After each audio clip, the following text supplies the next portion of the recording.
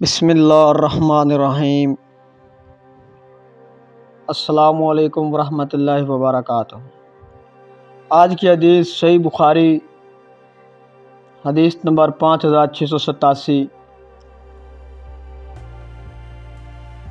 فصل طب کا بیان۔ ہم سے عبداللہ بن ابی شیبہ نے بیان کیا، انہوں نے کہا کہ ہم سے عبداللہ نے بیان کیا، انہوں نے کہا ہم سے اسرائیل نے بیان کیا، انہوں نے کہا کہ ان سے منصور نے بیان کیا، ان سے خالد بن سعد نے بیان کیا کہ ہم باہر گئے ہوئے تھے اور ہمارے ساتھ غالب بن اجبر رضی اللہ تعالیٰ عنہ بھی تھے۔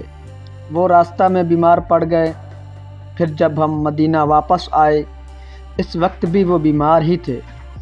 ابن ابی عتیق ان کی عیادت کے لیے تشریف لائے اور ہم سے کہا کہ انہیں یہ کالے دانے کلونجی کا استعمال کراؤ۔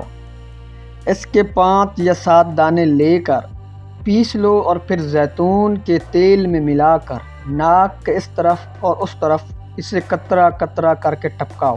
کیونکہ عائشہ رضی اللہ تعالیٰ عنہ نے مجھ سے بیان کیا کہ انہوں نے نبی کریم صلی اللہ علیہ وآلہ وسلم سے سنا، نبی کریم صلی اللہ علیہ وآلہ وسلم نے فرمایا، یہ کولنجی ہر بیماری کی دوا ہے سوائے سام کے۔ میں نے عرض کیا سام کیا ہے؟ فرمایا کہ سام موت ہے۔ تو اس سے ہمیں یہ پتہ چلتا ہے کہ موت کے علاوہ ہر بیماری کی شفا اللہ تعالیٰ نے جوہر کلونجی میں رکھی ہے۔ یہ تھی حدیث نمبر 5687۔ ابھی میں آپ کو بیان کرنے لگا ہوں حدیث نمبر 5688 کہ ہم سے یحییٰ بن بکیر نے بیان کیا، انہوں نے کہا ہم سے لیث نے بیان کیا، انہوں نے کہا کہ ان سے عقیل نے بیان کیا، ان سے ابن شہاب نے بیان کیا، انہوں نے کہا کہ مجھے ابو سلمہ اور سعید بن مسیب نے خبر دی اور انہیں ابو ہریرہ رضی اللہ تعالیٰ عنہ نے خبر دی، انہوں نے رسول اللہ صلی اللہ علیہ وآلہ وسلم سے سنا، آپ صلی اللہ علیہ وسلم نے فرمایا کہ سیاہ دانوں میں ہر بیماری سے شفا ہے سوائے سام کے۔